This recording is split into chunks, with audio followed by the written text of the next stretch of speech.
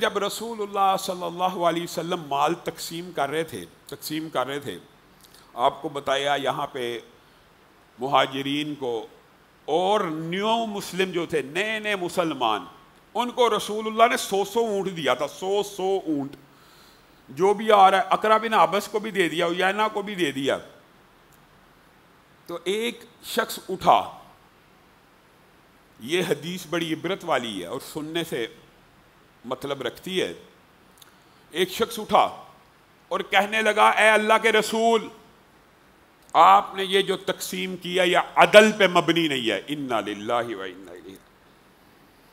رسول اللہ صلی اللہ علیہ وسلم خاموش ہوئے کچھ دیر اور پھر جواب دیا, اگر اس دھرتی کی پشت کے اوپر میں محمد صلی اللہ علیہ وسلم عدل کرنے والا نہیں تو کوئی عدل کرنے والا نہیں.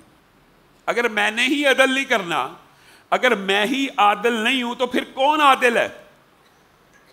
مفہوم یہ تھا کہ اس بندے نے صرف ظاہر کو دیکھ کے کچھ الزام لگا دیے ہیں, صرف ظاہر کو دیکھ کے کچھ الزام لگا دیا, اور اس نے یہ سمجھا کہ یہ جو نئے مسلم ہیں ان کو تو 100 اونٹ مل رہے ہیں, اور جن کی تلواروں سے انصاریوں کے تلواروں سے خون بہ رہا ہے, خون لگا ہوا ہے, ان کو رسول اللہ ایک بھی نہیں دے رہے, کئیوں کو دے ہی نہیں رہے.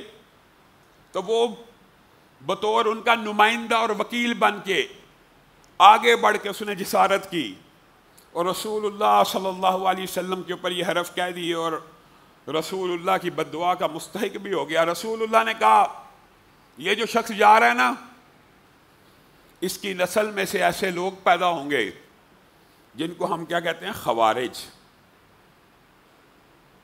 جو دین سے ایسے نکل جائیں گے جیسے تیر کمان میں سے نکل جاتا ہے. پھر صحابہ اس واقعے کے بعد, باقی زندگی تو تھوڑی تھی, رسول اللہ سے خوارج کا پوچھتے رہے وہ ہوں گے کون, ان کی کیا صفات ہوں گی. تو خوارج کی پہلی صفت یہ ہے کہ رسول اللہ کو عدل کرتے ہوئے دیکھا, سمجھ نہ سکا کہ رسول اللہ کا مطمع نظر کیا ہے, شریعت کا مطلوب و مقصود کیا ہے, ظاہر کو دیکھا اور کہا آپ نے عدل نہیں کیا. خارجیوں کی نشانی کیا کہ کسی نیک اور متقی شخص کے اوپر الزام اور تہمت لگانے میں جلدی کریں گے ظاہر کو دیکھ کر. اور آپ دیکھیں رسول اللہ کی یہ حدیث کیسی پوری ہوئی, پورا ایک گروہ امت میں پیدا ہوا. حیران کن بات ہے, اس بدبخت نے تو چلو یہ کہا رسول اللہ کے بارے میں, ان بدبختوں نے, یہ بہت بڑی بدبختی ہے کہ آپ عادل نہیں ہیں, لیکن ان بدبختوں نے کیا کہا, ابو بکر گناہگار آدمی ہے, دین سے خارج ہے, عمر گناہگار ہے, دین سے خارج ہے, عثمان کو قتل کر دیا جائے, گناہ کرتا ہے. اور حضرت عثمان کو قتل کیا خوارج نے, خارجیوں نے, سبائیوں نے, بلوائیوں نے. یہ وہی گروہ ہے جو صحابہ کی تکفیر کرتے تھے. صحابہ کی تکفیر کیوں؟ بنیاد پتہ ہے؟ بندہ ڈر جاتا ہے, حیران رہ جائے, کیونکہ یہ لمبی لمبی نمازیں پڑھنے والے تھے, لمبے لمبے قیام کرنے والے تھے, راتوں کی عبادت کرنے والے تھے, دن کے روزے دار تھے. اس نیکی اور تقوی نے ان کے اندر یہ تکبر پیدا کیا کہ فلاں شخص اگر گناہ کرتا ہے تو وہ کافر ہے. خارجیوں کی سب سے بڑی نشانی یہ ہے کہ وہ گناہ کبیرہ کے مرتکب شخص کو خارج اسلام سمجھتے ہیں. بات سمجھ آ رہی ہے؟ گناہ ہو جانا انسانی فطرت ہے. کسی بندے کا گناہ پتہ لگ گیا, اس نے جھوٹ بولا ہے, اور یار یہ تو لعنتی ہے, جھوٹا ہے, اس کے اوپر اللہ کی لعنت ہے, یہ دین اسلام سے خارج ہے, اس کو خارجی کہتے ہیں. یعنی کوئی خارجی وہ لوگ نہیں تھے جو بے دین ہو, خارجی عبادت گزار تھے, متقی تھے, پرہیزگار تھے, اور اپنے آپ کو صحابہ سے بھی زیادہ متقی سمجھتے تھے. حتیٰ کہ رسول اللہ صلی اللہ علیہ وسلم نے فرمایا تھا اس امت کا بدبخت ترین انسان وہ ہے جس کے ہاتھوں سیدنا علی شہید ہوں گے. اس طرح جس طرح اونٹنی کا قاتل اس امت کا بدترین شخص تھا, سیدنا علی کو شہید کرنے والا کون تھا؟ متقی, خارجی. اور حضرت علی کو کیوں قتل کیا؟ یہ امت میں جی فتنہ ہے, اس کی وجہ سے لڑائیاں پھیلی ہوئی ہیں, اس کو ختم کر دو, امت متفق ہو جائے گی. یہ خوارج ہیں, خوارج ہی ہیں. آپ ان کو کبھی یہ الزام نہیں دے سکتے. اور رسول اللہ صلی اللہ علیہ وسلم نے ان کی ظاہری بعض نشانیاں بھی بتائی ہیں، ظاہری بھی، کہ ظاہر کے اوپر فتوے لگائیں گے، ٹنڈے کرائیں گے، سوچی داڑیاں رکھیں گے، لیکن کسی آدمی کو داڑھی مننے کو دیکھ لیا یا داڑھی چھوٹے کو دیکھ لیا، یہ بے ایمان ہے، یہ دین سے خارج ہے، اس کی شلوار ٹہنوں سے نیچے ہے، یہ بے ایمان ہے، یہ دین سے خارج ہے. یہ فتوے خوارج کے ہیں. اسلام اس سے ایک اعتدال کا دین ہے، اور یہ سبق سکھاتا بھائی آپ نے داڑھی رکھی نہیں ہوئی، یہ 1,24,000 انبیاء کی سنت ہے. اللہ کے لیے داڑھی رکھنی ہے، آپ داڑھی رکھ لیجیے، آپ گناہ کر رہے ہیں. یہ نہیں کہا تو داڑھی نہیں رکھتا تو کافر ہے، بے ایمان ہے، یہ نہیں کہنا. تو داڑھی رکھ، انداز فرق ہونا چاہیے. تو رسول اللہ صلی اللہ علیہ وسلم نے اس شخص کو دیکھ کے مخاطب ہو کے کہا اس کی نسل میں یہ بدبخت لوگ بھی پیدا ہوں گے، اور یہی ہیں وہ خوارج اور خارجیوں نے جو امت کے اندر فتنہ ڈالا، وہ آپ کے سامنے ہے.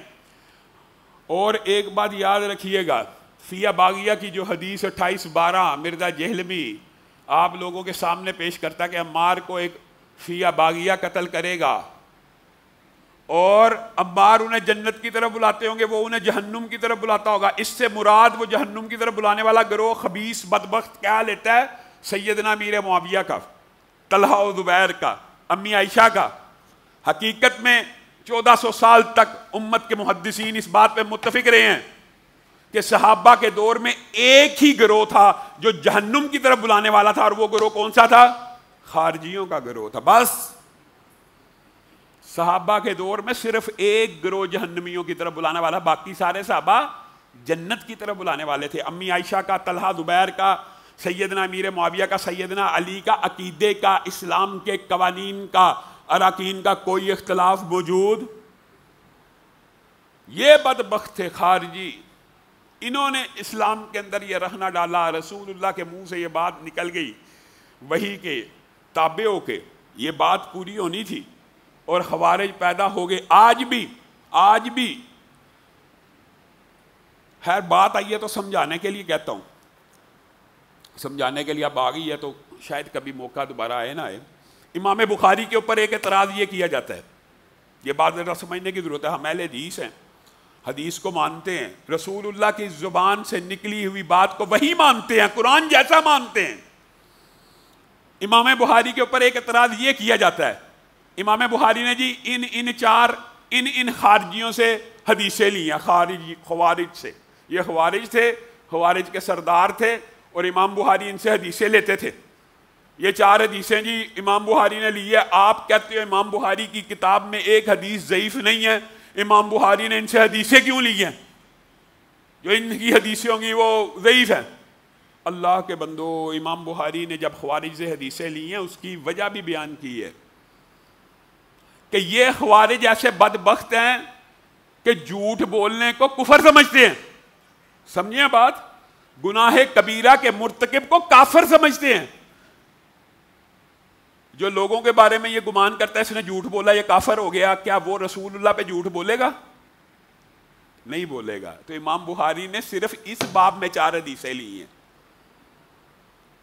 لوگوں کو بات سمجھ نہیں آتی، بھائی اعتراض کر دیا. یہ اعتراض آپ ویسے جنرل سنیں گے نا، آپ کے ذہن میں ایسے شکوک و شبہات آئیں گے، جی بخاری کے اندر خارجیوں کی حدیثیں موجود ہیں. لو جی وہابیوں نے تو بخاری کو قرآن بنایا ہوا ہے، اور وہ جی ایسا سمجھتے ہیں جی ایک حدیث ضعیف نہیں، ایک حدیث ضعیف نہیں ہے بخاری شریف میں جس کی سند رسول اللہ تک جاتی ہے، ایک حدیث ضعیف نہیں ہے، ایک بھی.